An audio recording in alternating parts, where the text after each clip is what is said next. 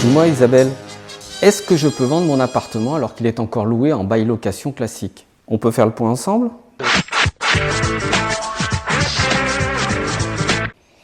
Oui, très bonne idée. Parce que oui, on peut vendre un bien loué, mais il y a plusieurs cas de figure et il faut bien respecter certaines règles.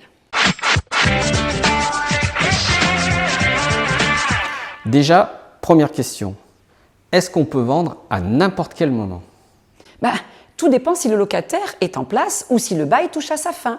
Si tu veux vendre en gardant le locataire, c'est tout à fait possible. On parle alors d'un bien vendu occupé.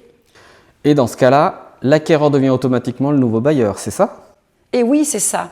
Le bail continue aux mêmes conditions, même loyer, même durée, même règles. C'est simplement le nom du propriétaire qui change. Est-ce que ça a un impact sur le prix de vente? Et bien sûr que ça a un impact. Bien souvent, un bien loué se vend un peu moins cher. En moyenne, 15% de moins qu'un bien libre. Parce que l'acheteur ne peut pas en disposer tout de suite, surtout si le loyer est bas et si le bail est long. Parfait. Maintenant, deuxième scénario. Tu veux vendre libre de toute occupation. C'est possible aussi, non?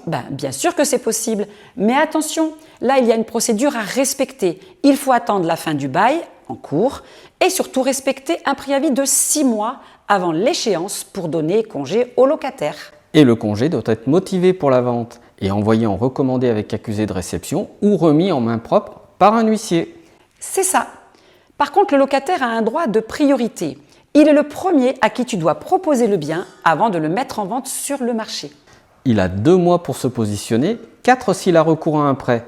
Et si jamais il ne souhaite pas acheter, là on peut vendre à un tiers, tout en sachant qu'en cas de négociation du prix de vente, il faudra le reproposer au locataire en place avec les mêmes conditions. Eh oui, donc en résumé, oui, tu peux vendre un bien loué. Soit tu le vends occupé avec une décote possible, soit tu donnes congé au locataire, mais tu dois respecter le bail et les droits du locataire. Et surtout, un conseil. Toujours bien se faire accompagner parce que chaque cas est différent et une erreur de procédure peut bloquer ou retarder la vente et vous coûter très cher. Si vous avez d'autres questions sur l'achat immobilier, dites-le en commentaire, on y répondra avec plaisir dans une prochaine vidéo. Et surtout, pensez à liker et abonnez-vous, c'est important pour nous encourager et nous aider. À très bientôt.